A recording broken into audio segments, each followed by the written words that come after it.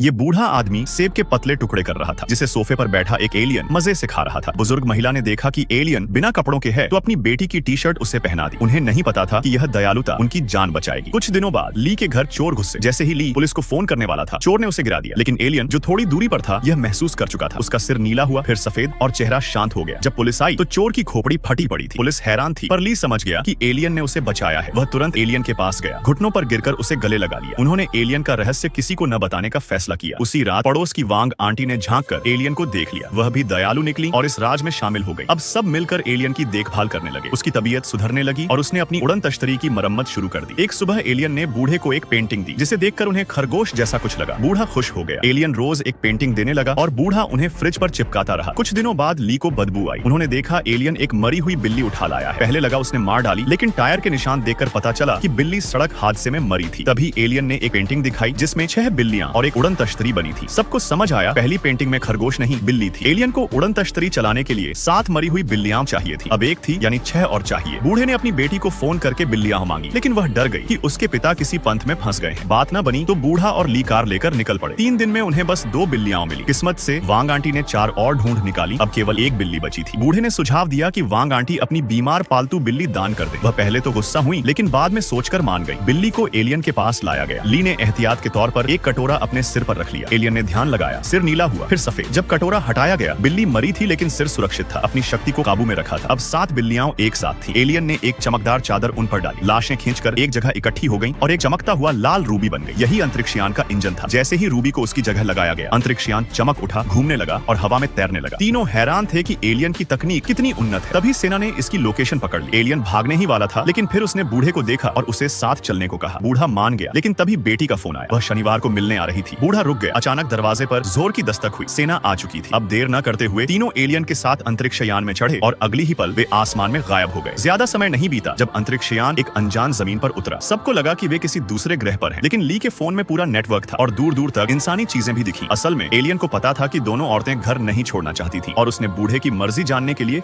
उसे यहाँ लाया था। बूढ़े ने बेटी की कॉल आखिरी बार एलियन से याद दिलाई। एलियन उड़न तश्तरी में बैठकर चला गया। तीनों की जिंदगी फिर अकेली हो गई। कभी कभी वे मिलकर एलियन को याद करते। एक रात बूढ़ा अकेले टीवी देख रहा था, तभी बाहर तेज रोशनी चमकी और फिर एक जाना पहचाना साया उतरा। बूढ़े के चेहरे पर मुस्कान आ गई। उसे पता था एलियन वापस आ गया है।